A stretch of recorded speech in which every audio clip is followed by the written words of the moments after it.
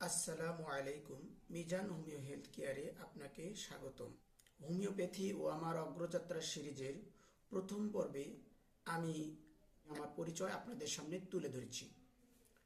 আজকের দ্বিতীয় পর্বে আমি একজন হোমিওপ্যাথি শিক্ষার্থী হিসেবে কিভাবে আমি হোমিও প্র্যাকটিস শুরু করলাম এর প্রথম পর্যায়ের অভিজ্ঞতা আপনাদের সাথে শেয়ার করব।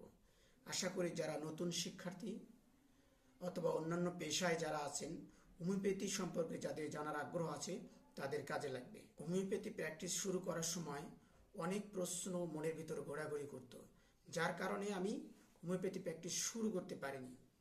যেমন, আমি কি সত্যি মানুষের চিকিৎসা করতে পারবো? যদি ভুল হয় তাহলে কি হবে?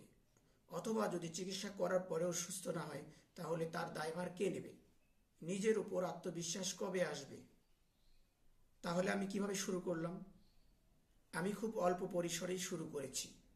যেমন, পরিচিত মানুষ, সাধারণ সমস্যা, সিনিয়রদের পরামর্শ এবং বইয়ের রেফারেন্স। নৈতিকতা ছাড়া চিকিৎসা কখনো টেকসই হয় না। এই সিরিজের আগামী পর্বে আমরা জানব হোমিওপ্যাথি আসলে কি, হোমিওপ্যাথি কিভাবে কাজ করে। ভিডিওটি ভালো লাগলে লাইক দিন, কমেন্ট বক্সে আপনার মতামত লিখে যাবেন। এরকম আরও ভিডিও পেতে চ্যানেলটি সাবস্ক্রাইব করুন। আগামী পর্ব দেখার আমন্ত্রণ রইল।